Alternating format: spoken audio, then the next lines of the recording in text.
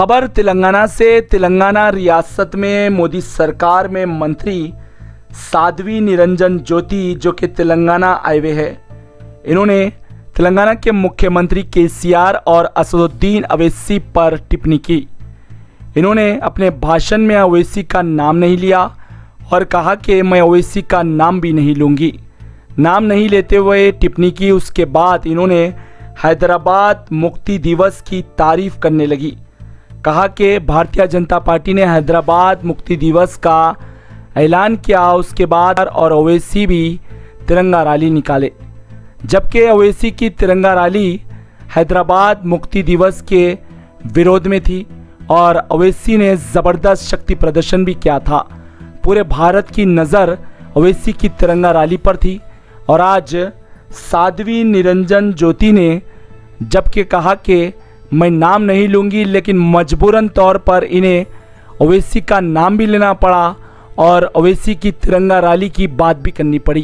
आपको बता दें, असदुद्दीन अवैसी की तिरंगा बाइक रैली इतनी ज़बरदस्त थी और असदुद्दीन अवैसी की तिरंगा रैली में अवाम का जन सैलाब भी देखा गया था।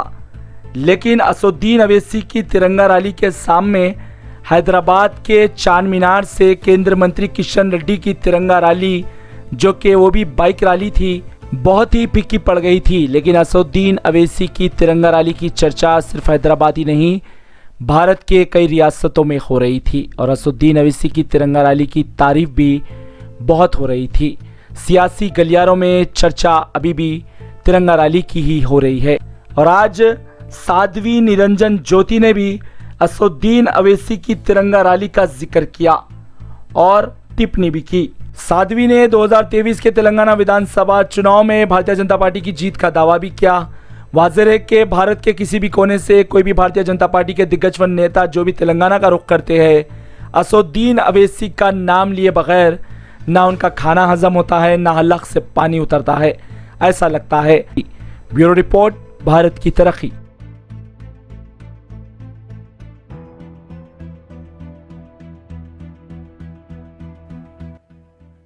ओवैसी ने भी मोटरसाइकिल जुलूस निकाला था, लेकिन उन्होंने भी नाम नहीं लिया था। मैं आपसे पूछना चाहती हूं, यही के नेता, कश्मीर के नेता बोलते थे 370 धारा पर हाथ लगाया तो तिरंगा उठाने वाला कोई नहीं मिलेगा। यहां एक नेता है ना, राम जन्मभूमि पर फैसला आया, नेता बौखला गए। मैं नाम नहीं लेती ऐसे लोगों का, लेकिन समझदार के लिए इशारा बहुत होता है।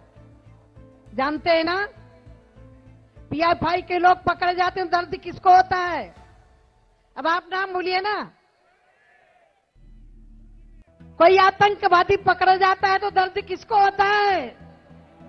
अतीक अहमद का घर गिराया जाता है, दर्द किसको होता है? आए? तो ऐसे लोग रहने चाहिए क्या?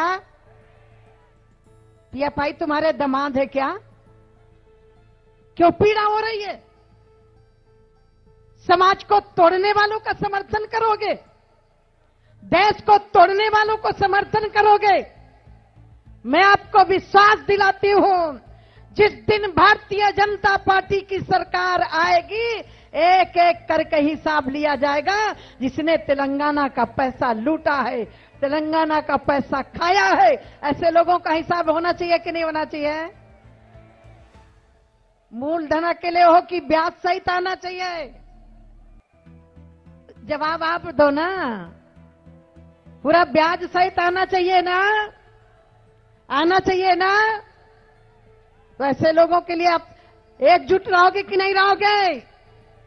अच्छा, मैं आपसे पूछती हूं, ये जो जहां हम बैठे हैं, इसको भारत में विलय किसने करवाया था?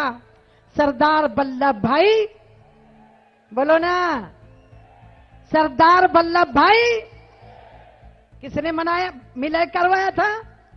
और यहां की सरकार को हिम्मत नहीं पड़ी कि इसको विलय का महोत्सव मनाया जाए। जब भारतीय जनता पार्टी ने मनाना शुरू किया तो भी नाम लेकर के नहीं किया। किया क्या? नहीं किया ना। क्यों नहीं किया? क्योंकि एक वर्ग नाराज हो जाएगा।